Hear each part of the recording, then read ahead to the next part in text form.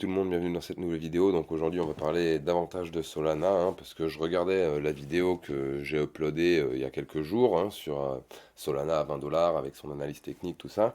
Et puis je me suis interrogé parce que c'est vrai que dans cet article ils expliquaient que c'était pas la première fois qu'en gros on voyait des pannes sur Solana, puisque pour rappel le 1er juin sur Solana on a eu une panne du réseau, donc le réseau était à l'arrêt, ne pouvait pas générer de nouveaux blocs et il pouvait pas confirmer les transactions.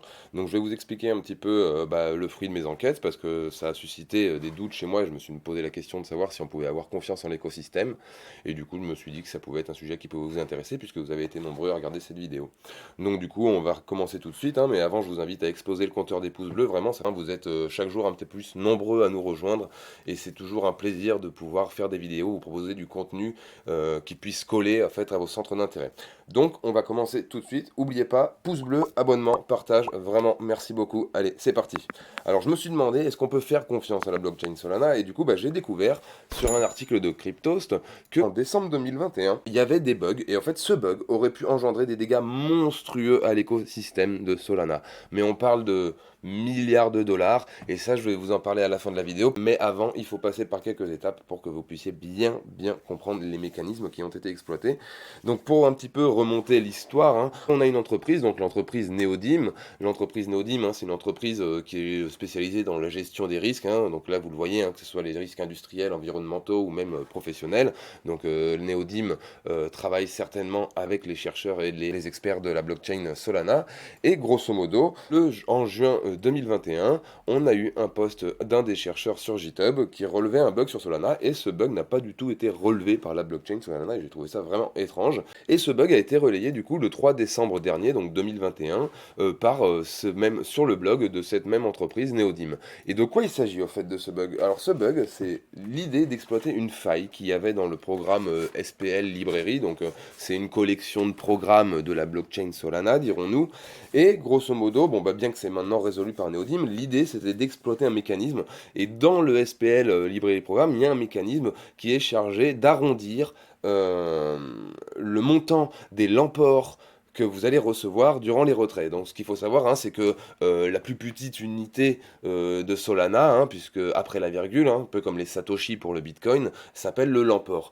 Et donc il y a un mécanisme qui est censé équilibrer un petit peu la valeur, puisque le mécanisme est censé supprimer autant de valeur, plus ou moins autant de valeur qu'il n'en ajoute. Et donc le mécanisme, comment il fonctionne? Si vous déposez par exemple 1,5 Lamport dans un protocole, en gros vous allez recevoir quand vous allez retirer 2 Lamport. Par contre, si ce Lamport, si ça vaut plus que 1,4 Lamport, vous recevrez que 1 Lamport. Et en gros, l'idée c'était d'exploiter dans ce mécanisme. Ce qu'ils ont trouvé en fait, c'est que en exploitant ce mécanisme à une échelle très petite, très rapidement, il était possible en fait de pouvoir retirer une minuscule somme sur chaque dépôt et ça aurait permis justement de pouvoir sortir des millions de dollars par heure. On le voit ici sur cet article, 27 millions de dollars. Et ce qui est curieux quand même, c'est que durant toute cette période, la blockchain Solana n'a rien fait. Mais bon, on voit quand même que Neodim, c'est une société experte, donc c'est pas l'objet de Solana de se préoccuper de ça. Peut-être que Solana travaille avec cette entreprise, peut-être qu'ils sont en contrat avec eux et que c'est leur job à eux de vérifier ces choses-là.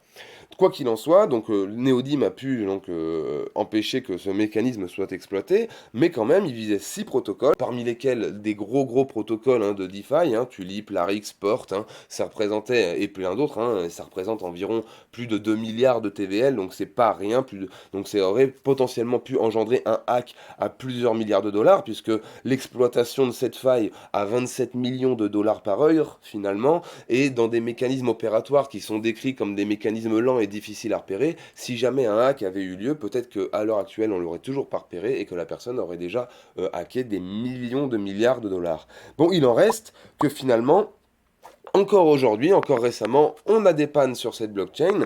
Est-ce qu'on peut avoir confiance en cette blockchain? Selon moi, oui, on peut avoir confiance en cette blockchain. Et pourquoi? Parce que ça reste un des projets les plus prometteurs pour les années à venir, derrière Bitcoin et Ethereum. Je ne sais pas si vous avez déjà utilisé la blockchain Solana, mais ça reste quand même une des blockchains les plus rapides et les moins coûteuses de l'écosystème crypto. Donc, c'est vraiment pas rien. Moi, je sais que Solana, je suis vraiment fan. Je trouve que c'est un projet très prometteur. J'espère que la vidéo vous a plu. Je vous souhaite de passer une excellente fin de soirée. Pensez à vous abonner, exploser le compteur des pouces bleus, et puis je vous dis à demain pour une prochaine vidéo. Ciao!